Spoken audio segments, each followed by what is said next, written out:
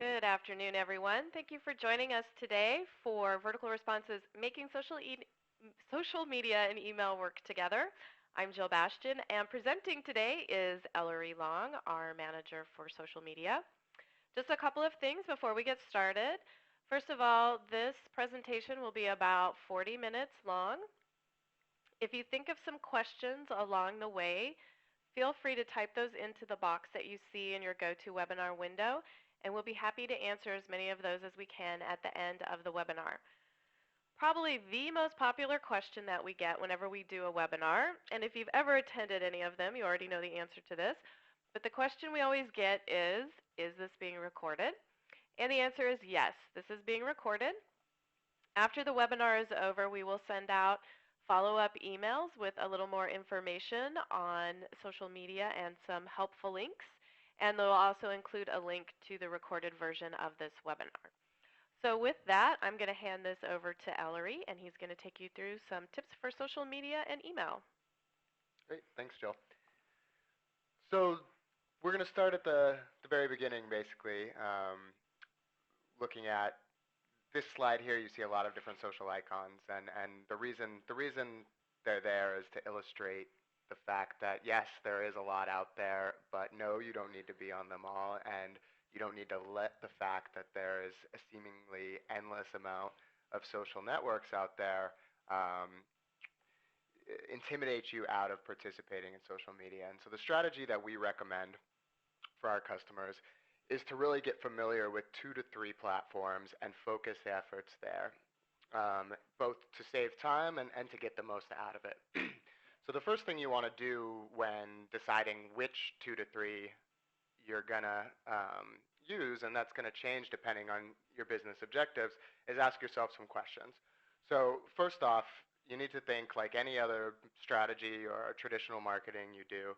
Think about what you're hoping to get out of your efforts. Is it to increase awareness? Is it to add a new channel for customer service? Depending on what your objectives and goals are, there's going to be different social platforms that are going to make more sense for you. Another thing you can think about when deciding which platforms to use is where your customers already are. And there's several ways that you can approach that. For one, send them a survey. You've got them as on your email list. Send out a survey and find out what their social media usage is like. If none of your customers are on Twitter, it doesn't make a whole lot of sense for you to be either. And you know, you can figure that out from the answers you get. You can also test, just like we recommend with emails, you know, segmenting your groups and testing different subject lines. You can test different posts and different networks to see what you're getting the most traction from. So, you know, maybe send a tweet with a call to action on it and do the same call to action on a Facebook post. See what your customers react to and let that tell you a little bit about where you should be putting more effort. And finally, this is really simple, but often overlooked. Just search. There's a lot of conversations happening out there already, whether it's about your business specifically or about the industry that your business is part of. Go see where people are having those conversations and become a part of it. Lastly, and this is a really helpful thing, I think, is to realize that you shouldn't be afraid to ask for advice. Social media is all about the social aspect of it, and people who are social media experts, so to speak, or gurus, love to talk about social media, love to talk about themselves. So reach out to them. If you know that there's a Twitter power user or a blogger out there that might have some good information, shoot them an email, send them a tweet, and see what kind of knowledge you can gain from them. You'd be surprised how readily people share. So before the agenda, I guess we can start with today, we're going to look at some specific platforms, kind of the 4 main ones that make the most sense usually for small to medium-sized businesses. So that's Facebook, Twitter, LinkedIn, and blogging. But before we even get into that, there's some universal strategies that really apply to any social media, any platform, any network that you may be part of. And the first 2 here, be consistent and listen, respond, and converse. You're going to hear me say that ad nauseum over the next half hour, 40 minutes. It's huge. Social media is a real-time stream. It's consistently being updated, and the users of social media are constantly consuming it. So content goes stale really fast, and you need to be cognizant of that when thinking about your strategies and when and how often to post. Because remember, if you post something on a biweekly basis, you're going to reach such a small percentage of your fan base and of your customer base out there. So be consistent, and we'll go over some ways that you can do that and what kind of content makes sense. And at the same token, social media again is all about the social. So it's about a conversation, and to be a good conversationalist, just like in real life, as they say, you need to listen, see what the conversation is, and then respond when you can add value to that conversation. And I like to say, don't be afraid to take it offline. Social media doesn't only need to be online. The media part certainly does, but the social doesn't. If you start a conversation online, and we often do this for our support channels here at Vertical Response, maybe a conversation starts on Twitter, and then we move it to the phone or some other medium that might make more sense. And similarly, promoting real life events on social media. You can utilize these channels. They don't need to be in silos. You can utilize them for offline things you're doing as well. This next bullet here about moderation is kind of a touchy subject with many businesses. And truth be told, if I had my way, it would say don't moderate at all. But I know that doesn't make sense for anybody, so I've adjusted it to moderate as little as possible. I mean, of course, spam or any wildly inappropriate comments don't have a place in your social media channels. But in general, your customers really value transparency, and they value the ability to leave feedback. And even if they don't have feedback to leave, seeing other feedback on there and having that mm, sense that you actually listen to your customers as a business is really encouraging. And remember, for every one detractor that you might have out there, say on your Facebook page, there's another couple of dozen of people who are following you on Facebook because they like you. They genuinely like you and your service. So there's way more advocates out there for you than detractors. And by publicly and gracefully handling feedback from those detractors, you gain a whole lot more than you lose from the advocates out there who see you handling it that way. Next, the sharing aspect. Social media, again, is all about sharing, and that's why your customer participates in social media, is to have the opportunity to share content that's valuable and relevant to them. So you need to facilitate that action. So wherever you are, whether it's on your corporate website, on your blogs, within the emails that you're sending through Vertical Response, make it easy for your customers to share via their social networks. So place like buttons, share buttons for Twitter, for Facebook, whatever makes sense, but make sure that it's obvious and easy. And lastly, content can't always be about you. In fact, for the most part, it shouldn't really be about you. It should be about your industry, things that you find interesting, because often that is the same thing that your customer finds interesting, but you really want to tap into the audience's interests. You have other venues for self-promotion, your corporate website, etc. Continue using that for self-promotion. Social media is about an ongoing conversation, and it's less about making that hard sell and more about creating relationships with your customers.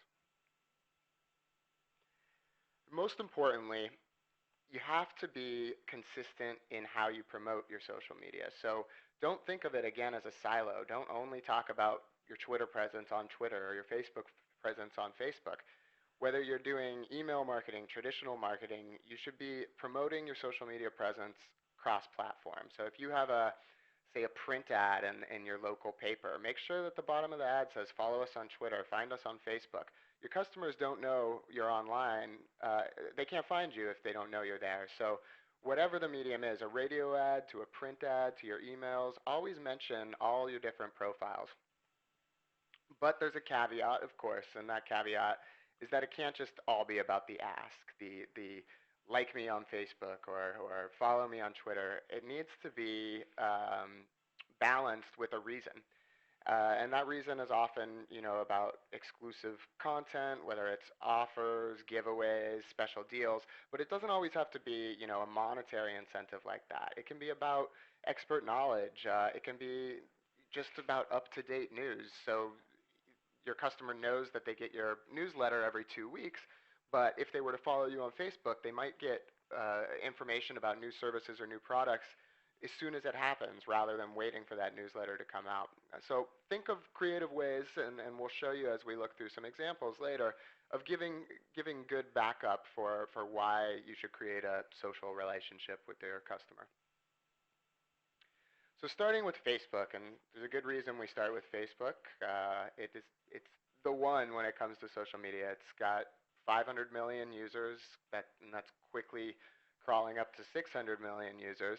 And unfortunately, I can't see you all out there, but I'm just going to take a gander that at least 90% of you are already on Facebook in some capacity. So Facebook is really about a community environment. It's a virtual playground, so to speak. So you want to encourage that for your business. And the ways you can do that, there's several. For one, ask questions. This goes to the idea that you shouldn't always be assertive in your status updates or have the me attitude. See, Facebook is a great venue for you to find out about your customers and get feedback. So if if you are a service, what kind of new services should we offer? Or, what products are you looking for? Just the other day on Vertical Response's Facebook page, we did a questionnaire to see what, as our design team works on new templates, what kind of templates would be most useful for our customers. So that's a great use of this that you can get out, real information and create conversations.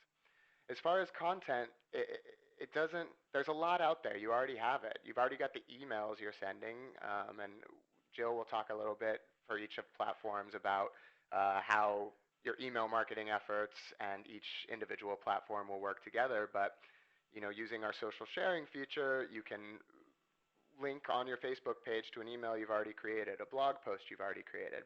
Talk about events you're going to, industry news, videos, photos. There's a ton out there. Keep it fresh. Posting to your customers' pages. This is a cool new feature. If you are on Facebook, if you have a company page on Facebook, you probably noticed at the beginning of March they switched over what that company page, how it behaved, and how it appeared. And one of the neat features about that new change is that you are now able to go post on customers' pages as the company. So, if you know something about your customers and you see they're having conversations, go leave a comment on their wall. Start the engagement that way. You don't only need to rely on them coming to you. Just like in traditional marketing and your email marketing, you want to include calls to action wherever possible. Those calls to action don't necessarily mean participate in this sale or buy. It can also just be like us on Facebook, go follow us on Twitter. It can be about user-generated content. Have a contest saying, send us videos of you using our product or customer testimonials. Get people to engage and give them a reason to. And that reason oftentimes is incentives. Human nature, we like to do things for good reasons. So give your customer reasons, whether it's discounts, thank you events, contests. It doesn't have to. You don't have to give a discount to everyone out there, but say for participating in this or engaging with us, you'll have a chance to win. Fill in the blank.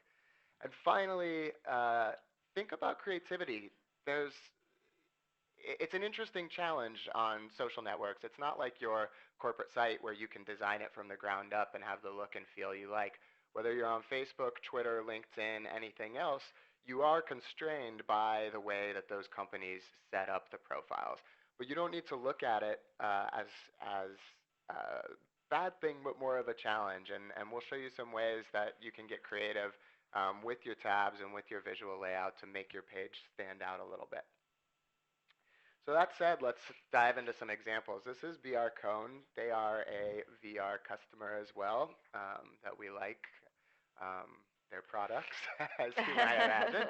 And a couple things that I like about this page. One is the call to action right there when you come onto the welcome tab. Like BR Cone, and they put the call to action right up by the actual button. It's impossible to miss. The other arrow on the left of the screen, you'll see that it defaults you to the welcome page rather than the way Facebook has it set up where initially I would land on the wall. If I'm a new customer or I haven't already liked this page, it is now defaulting me to the welcome page. So make sure that you have that set in your settings. And lastly, there's no arrow pointing to it, but if you look at the bottom of that frame, you see receive special offers via email. Click here. They're providing an opt-in, a way for them to for their customer to engage further than just on Facebook. And obviously here at Vertical Response, we love any opportunity to get people to opt into the email list. And this is a great example of integrating email marketing and Facebook. Here we have au pair care, child care. And there's a lot of great things going on this page. For one, we look over in the like section, and you'll see that they're out there also participating in Facebook. So the au pair care is liking things that are also relevant to their customers. And this does a couple things. For one, in their Facebook feed now, they're getting information and content from all these other companies, which makes it easy then to share that on your wall and gives you content to repurpose. So you don't always have to be thinking of original content or providing original content up there. You can share things from other companies that are relevant. And then you see a great example of that in this top status message here, the sharing the American Red Cross response to the Japan earthquake. This has nothing to do with their business. It has nothing to do with au pairs. It's completely just about showing their customer something that their customer might be interested in. And at the same time, because of the cause-related thing that's there, there might be some positive emotions about that compassion that then get transferred to the brand au pair care. So it's a really great example of what kinds of posts get good traction. And then finally, you'll notice the picture bar. So this is another thing that happened in the beginning of March when company pages switched over. They look a lot more like personal profiles now. And one of the things there is that there's these 5 pictures, a stream of pictures across the top. You need to be aware of that and really think about what pictures go there. Now, you can't pick, select which pictures go where, but what it does is it automatically takes the 5 most recent pictures that have been uploaded to your Facebook profile. So go ahead and upload 5 pictures that you think make sense. You know, you don't, au pair care, for example, might not want pictures of their holiday party or whatever it is. So they have pictures here that really make sense for their brand and are really welcoming and inviting. So when I said be creative with those constraints that you have, this is a great example of that. So now hopefully everybody is excited about Facebook. As Ellery said, 90% of you are probably already using Facebook for your business, but the other 10% who aren't are hopefully now inspired to start using Facebook. Facebook and really social media in general and email marketing go together really well.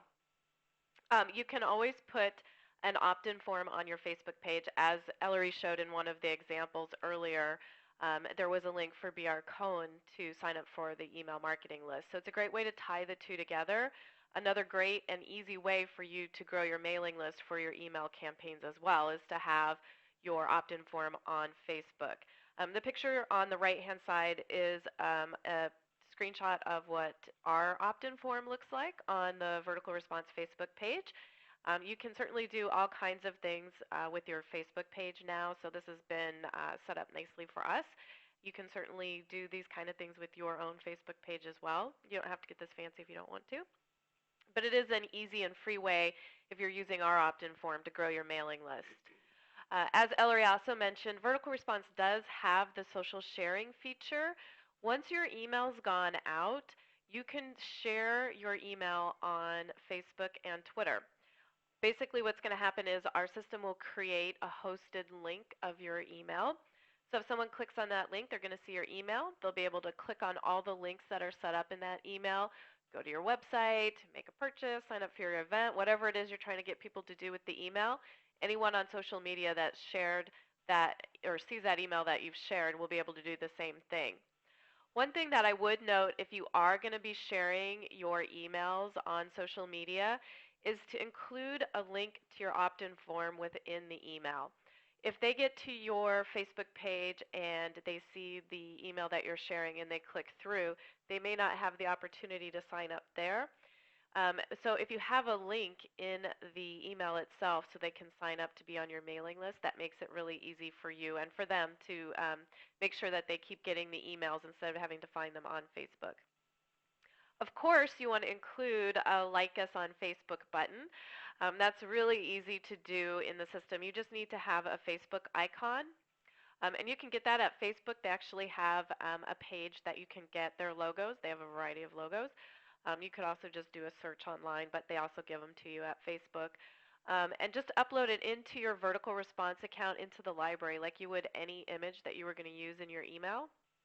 Put it in your email as you would any image, and then just set up a link behind it that goes right to your Facebook page, and that will send them to your Facebook page where they can like you. You can also, and I'm starting to see this more and more, you can send an email to your mailing list promoting your Facebook page to the people who are already subscribed to your email list. One of the things I would suggest is, as Ellery said, you might want to have some kind of promotion or giveaway. Sometimes people like to be able to see what is in it for them if they're going to go and like your business on Facebook. So if you're going to give something away, that would be a great place to put it in an invitation type email like that. Tell them it's a great place where they can go interact with other people using your company or using your services, because that is one of the nice things about Facebook is that the people who like you, who are following you, can interact with each other as well as interact with your company. So now on to Twitter. Twitter is growing very quickly, and it's my favorite personally of the social networks. I'm a Twitter fiend, um, and it behaves somewhat similarly to a Facebook wall, you could say, but there's a few key differences. One, it's what they call microblogging, so it's 140 characters or less, and it's real-time stream of information. So it happens super fast, and people update a lot more often. It's also, I think, more of a conversational network. People usually in my network know less, are more, let's say, more professional content contacts, for example, and it's a less personal relationship than a lot of people maintain on Facebook. Um, for example, I use Twitter every morning for news rather than go to 10, 15 different blogs every day. I just follow people who I know are reading good content and I see what they're sharing with me. So that brings us right to the main point of how to get the most out of Twitter for your business is in repurposing content whenever possible. So again, back to the social sharing, tweet your emails, things that you already have, company news, contests, stuff that you're probably already promoting on either Facebook or your corporate website, promote in Twitter. But remember not to be too self-promotional. Everyone has different rules. I kind of think at least for every one kind of self-promotional tweet that you put out there, you should have at the very least 4 tweets that don't have anything to do directly with your business. So for examples of that, media that you're consuming, if you're reading industry newsletters, white papers, case studies, blog posts, articles that are relevant to your business and would be relevant to your customer in turn, that's great content to share. Also, retweet, and for those who don't know that terminology, that means just simply to pass on somebody else's tweet. Um, in order to get that content, make sure that you're not only looking for people to follow you on Twitter, but make sure that you're following people and brands that you like, and that provides content that would be good for you, and retweet them often. And again, back to the social thing. Thank people when they mention your brand, and retweet them if it's a positive mention, of course. So it's it's kind of a tricky way where it is self-promotional, but it's not you saying it. It's just a way of you saying, "Hey, thanks for the kind words," and then broadcasting to your own network of followers. Um, the positive reflection on your brand. And then at the same time as well, thank followers when they retweet you. So when you put out some content and your followers then pass that on, people like it when they're acknowledged, particularly by a brand they like. It's different than just somebody they have a one-on-one relationship. When a bigger brand or a company that they know has a lot of followers out there thanks them and publicly acknowledges them, it makes a big difference and encourages further engagement. And so speaking of engagement, and I'll just skip be consistent because we've already gone over that, and we'll go over it again. But I mean, the point is that you'll lose followers if you don't keep it fresh. And every once in a while, I go and kind of purge my Twitter, who I'm following, and if I click through and I see that they haven't been online for a couple of weeks, I don't see any reason to kind of keep them in there. So get the most out of every tweet, and there's ways you can do that. For one, be relevant and timely because Twitter is so real time and so fast. The more timely and fresh what you're tweeting is, the more likely it is going to be relevant, and the more likely people are going to share it. So that includes news items, a blog post that you subscribe to on an RSS feed. You see it come through, and you say, "Oh, that would be really great content for my followers." Get it out there, and the earlier you get it out there, the more likely you're going to be the first person sharing it, and have more of a chance to be shared. Again, don't be too promotional. And then hashtags. Hashtags basically are Twitter speak for subject matter. So there's a couple things that happen with hashtags. When you hashtag something, and you'll see on that example of JCPenney right there, it actually becomes a clickable link. And so if I were to click on that hashtag New Year's Eve there, it would then open up a new window of a search stream of other people who are talking about New Year's Eve. And what's neat about that is for people who don't follow you but are searching for a particular subject. For example, at Vertical Response, we'll use hashtag email marketing after a tweet about a blog post on best practices for email. So then if somebody who isn't following us does a search for hashtag email marketing, our tweet will come up in their stream, and we will have been introduced to a new set of eyes and a new potential customer that way.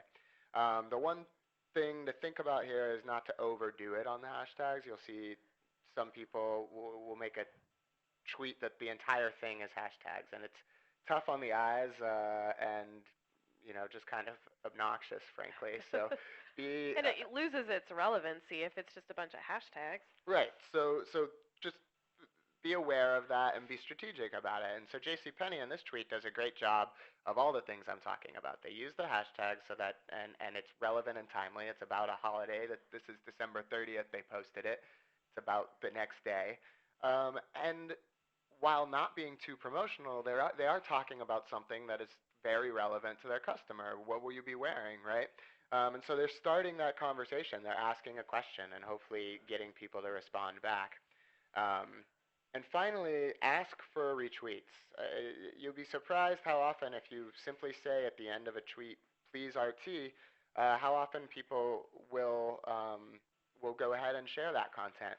The warning on that is you don't want to do it too often, particularly if you're just sharing somebody else's content. But particularly if it's your content, if you've got a fresh blog post up and you're promoting it on Twitter, "Hey, come read my new blog post on XYZ. And by the way, please RT," you are the producer of that content, and it's totally reasonable for you to ask for people to share it with their networks. Um, so asking questions we talked about.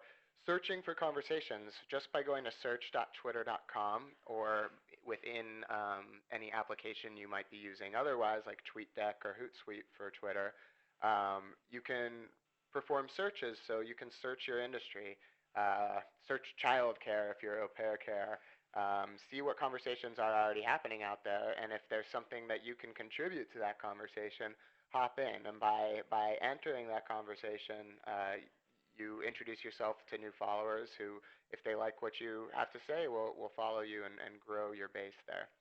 And finally, if you are using Twitter for customer service, Make sure that you respond quickly and openly. So you don't want if somebody publicly tweets to you saying that they're having a problem with your product or service, and then you reach them in another fashion, say via email or offline, nobody else looking at that chain sees your response. So you want to be open about it, even if that openness is, and we do this all the time here at VR. If there's a problem someone's having, we'll tweet them back publicly and say, hey, feel free to reach out to us via phone, live chat, or email, and we'll get right on it. So then we don't have to hash out the entire conversation in a public forum, but at least it shows that we were. In 140 characters. Yes, exactly. But it shows we were responsive and open to helping. So some examples for Twitter. First, we'll look at the Grilled Cheesery here. I used to live in Nashville, and the Grilled Cheesery is a food truck that goes around and sells grilled cheese. And there's some good examples here. For one, if you look down towards the bottom of their stream, you'll see tweets that are from other users about the Grilled Cheesery. So this is an example of what I was talking about, retweeting positive mentions. So these customers are saying how much they love the grilled cheesery. And so while grilled cheesery is not saying, hey, love us, they still have an opportunity to show their other customers and potential customers how popular they are and how popular their product is. And then at the very top, you'll see a reply to this guy, Ryan Bitzer, who must have asked them where their food truck was going to be. He obviously didn't see 2 hours prior that the grilled cheesery already said where they were going to be, but they went ahead and replied directly to him, on a one-on-one basis, just to say, hey, this is where we are, come on down. Looking over at Whole Foods, I just show their bio here because there's some neat stuff here. Up in the bio, they give all the information you could need about when they're available. They're totally transparent there. But the main thing I wanted to point out was this link, the URL that they give. You'll notice that it's wholefoodsmarket.com/Twitter. So it's a unique URL that they're providing their customers to hit. And what they're doing here, kind of sneakily, is this kind of reaches out to the return on investment part of Twitter. Now they'll be able to tell. They created a special landing page on Whole Foods. You come and it says, oh, thanks for following us on Twitter, and then drives them out to other portions of the site. They will always be able to identify that that customer came originally from Twitter. So think about that in any promotions you're doing on Facebook or Twitter. You can use URL shortening services like Bitly that are trackable, and create unique links for each of the different platforms. So you can start looking into the analytics and start seeing where traffic is coming from and where you're getting the most bang for your buck in social media. And then lastly, looking at Simon & Schuster here. Up in their bio, they have a great example of what I was talking about, of giving a reason to follow. They say straight up, follow us for book, author, and industry news and free book giveaways. Well, if you're a book lover, that sounds pretty good.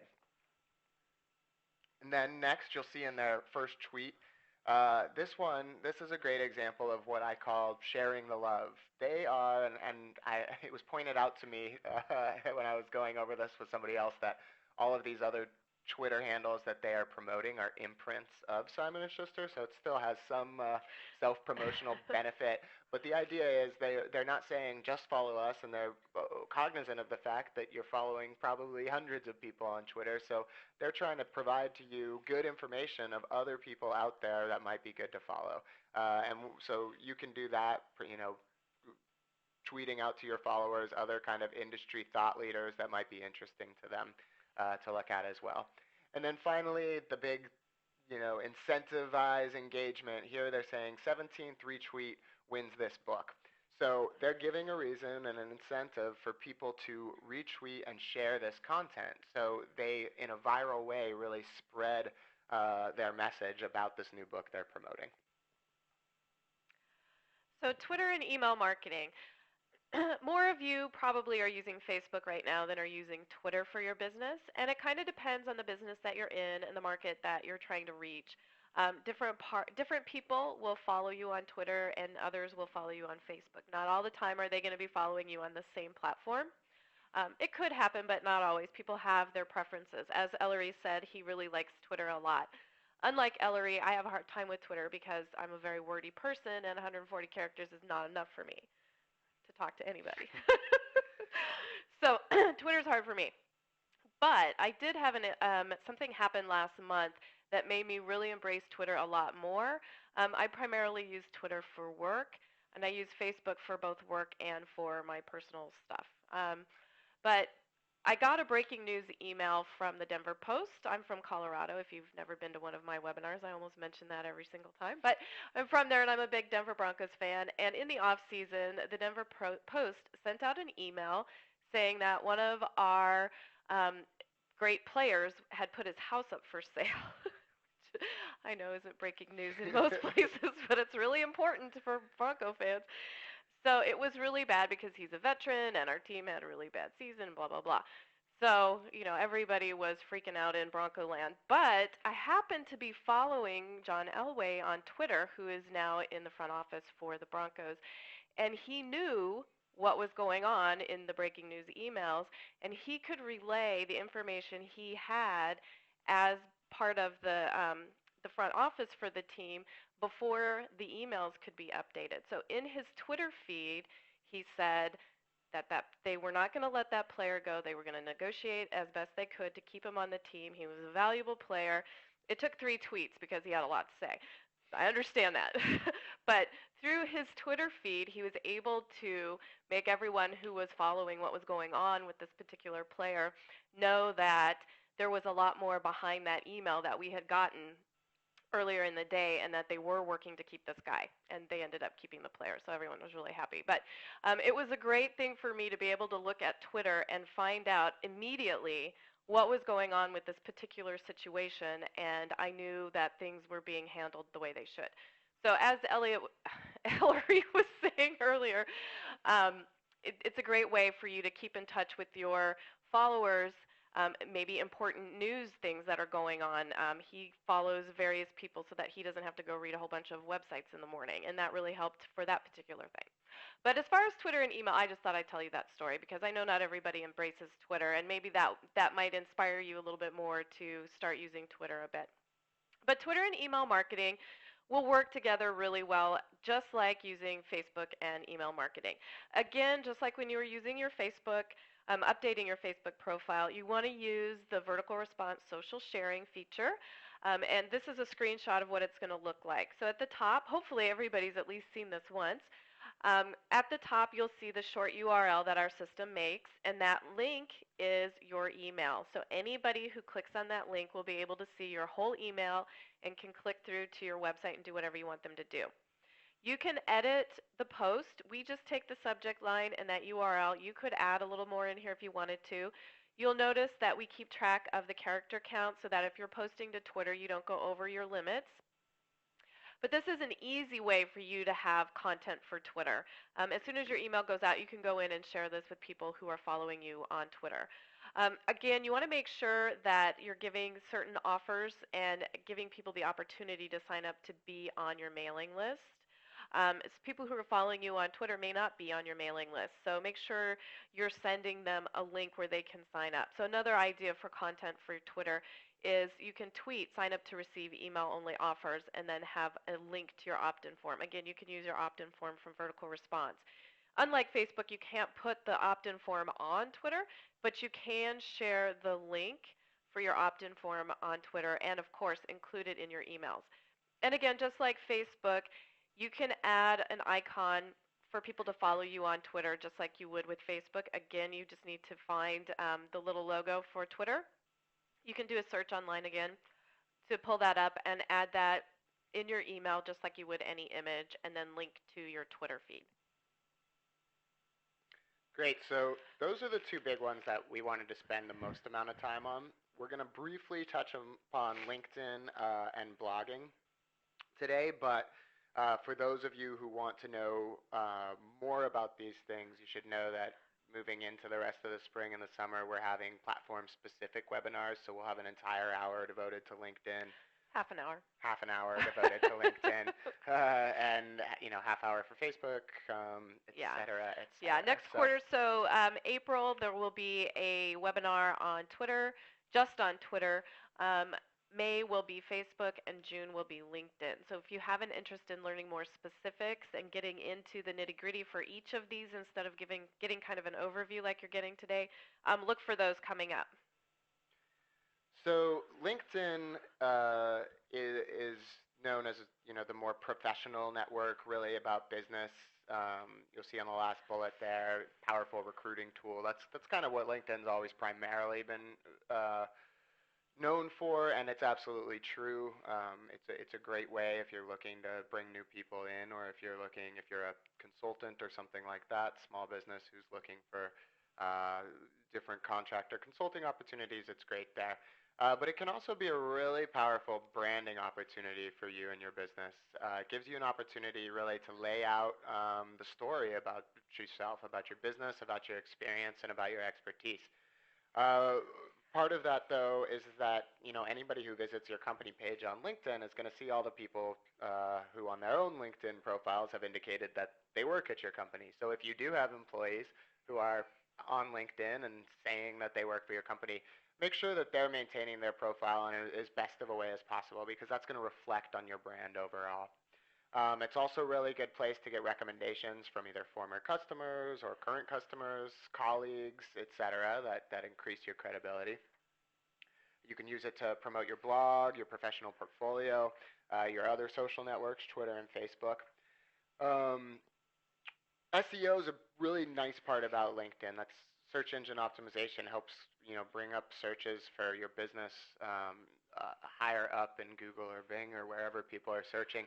Because LinkedIn gives you lots of opportunities to link back to your website, to provide keywords about your industry and expertise. That all becomes searchable in the major search engines. And finally, as a business, you can join groups and even create them if you don't find one that seems appropriate pertaining to your industry. And these groups allow and facilitate discussions and conversations that can help establish yourself as a real thought leader in your space. And so we'll just look at a quick example.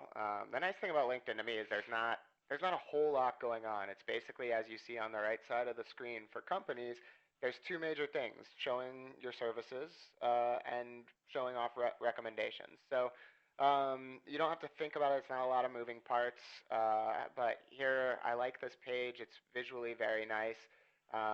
You'll see that the service offerings are shown here, and the arrows pointing to the ability to share, so people can recommend your services to other people on LinkedIn.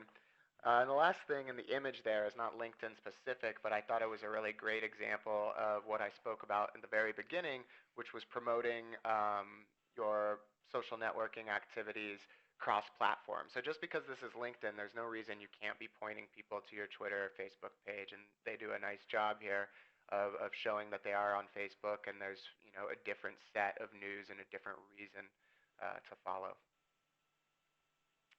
So LinkedIn and your email is also a great combination.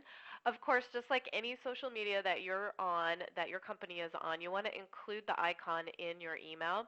A lot of times you'll see a bar at the bottom of an email where people will set up the different social media platforms they're using and have the icon set up there. So you could do that if you wanted to.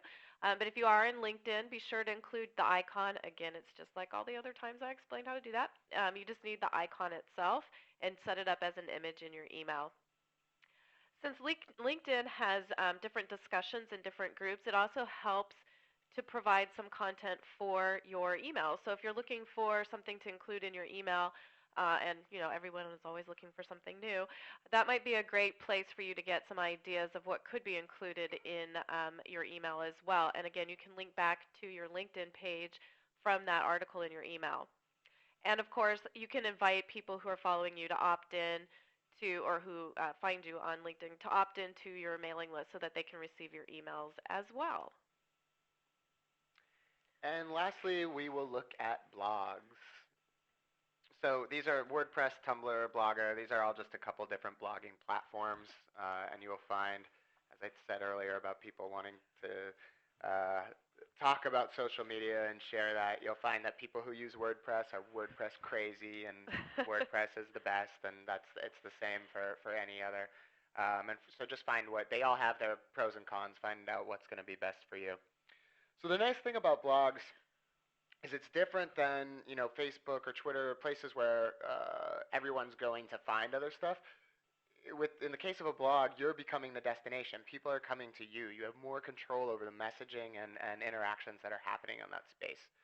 A couple things to think about. One, what are you blogging for? You don't want to do it for no reason. So, are you educating your customers? Are you talking about new product releases? Is it as an industry resource? We have at Vertical Response our marketing blog that our CEO writes and contributes to, where we're putting out, top 10 things to think about in crafting your subject line and things like this, which obviously have a lot to do with our product, but aren't about our product. They're just good resources for people using our product. So start out with that purpose. Think about how you're going to be, and that'll help you really craft what you're going to post. And so what you post, you want to make sure provides utility. It's again the same thing. It's not about self-promotion. You've already got your corporate site for that. This is more about giving people something to work with and use. So even if it is about your product, like we have a product blog here where we give information on new product updates, etc. That's useful to our customers and provides that utility for them because they learn to see how to get the most out of the service that they've signed up for. And like Facebook, photos, videos, lots of engaging product there, or content there. And again, repurposing it can be good. So, you read a great blog post, link to that blog post and write a paragraph about kind of your perspective and your thoughts on that. It's a great way, unlike Twitter where all you can do is kind of share and say, hey, go read this. It's a great way to kind of add your spin on the conversation. And the social thing, be interactive, encourage comments. That's how you get people coming back. And similarly, to get people coming back, you've got to, tell people you're out there. Spread the word. So share your content through all your different social media channels. Take some of your blog content, include it in your email newsletters. Enable subscriptions to your blog and opt-in so people can be updated when it is updated. And reach out to other bloggers. Guest blogging is kind of a popular term out there where you invite someone to come and do a post. Maybe they have a field of expertise that you can't speak to as much, but that would be interesting to your customers. And in the same token, you can share relevant posts from other blogs. And hopefully the idea is that you create kind of a quid pro quo relationship with other blogs where they start sharing your content too, which boosts traffic for everybody and also helps with search engine optimization. So quickly, we'll look at two examples that show this. This blog here, Santa Barbara Chic, is put together by, you'll see our company, Kelly Oshiro Design. They are a wedding planning company, but that one little spot there, the our company square, is the only mention of their company on this blog. The rest is all content. It's all about, these shoes. It's Tuesday, Shoes Day.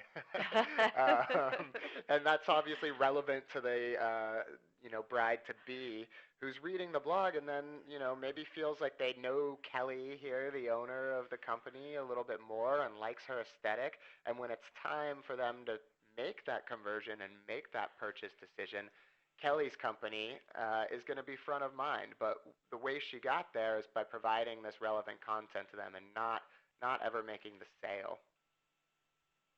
And along the same token, this art gallery in Austin does very similar things. So their news section serves as their blog where they post news articles that have something to do with the Austin art scene. But they do a couple other things that are really important to point out. On the top of the page, you'll see all the different ways that they cross-promote. There's a link to join their email list. There's links to their Facebook and Twitter presence, LinkedIn, YouTube, all these different ways to connect. And then on the right side of the page, it goes back to what I was saying about how people like to share and you need to make that easy and facilitate it. Here they have all the different places you might be socially where you might want to share the information. So they do a great job. And of course, blogs and email marketing go together very well. Again, it's another easy way to help grow your mailing list because, again, you can add a link just like we saw in the previous slide where people can sign up to be on your mailing list. And again, you can use the opt in form from your VR account, and anyone signing up is going to be set up in your VR account so you can start sending out emails right away. You can also use blog posts for newsletter content, much like I mentioned on LinkedIn. It does really help to give you additional information you can include in your email. And if you look on the right-hand side of this slide, the screenshot is a picture of the VR Buzz email. This is our newsletter that we send out. And if you subscribe to it, you know we usually have a couple of blog posts that are included in each email. And so it makes for a really easy way, one, to be able to talk to your recipients a little more one-on-one with more information that they might be looking for from an email, and also helps with content for your email. And again, having your blog information included in your email can also help get more people coming to your blog. It'll help get a stronger following if more people are able to read it.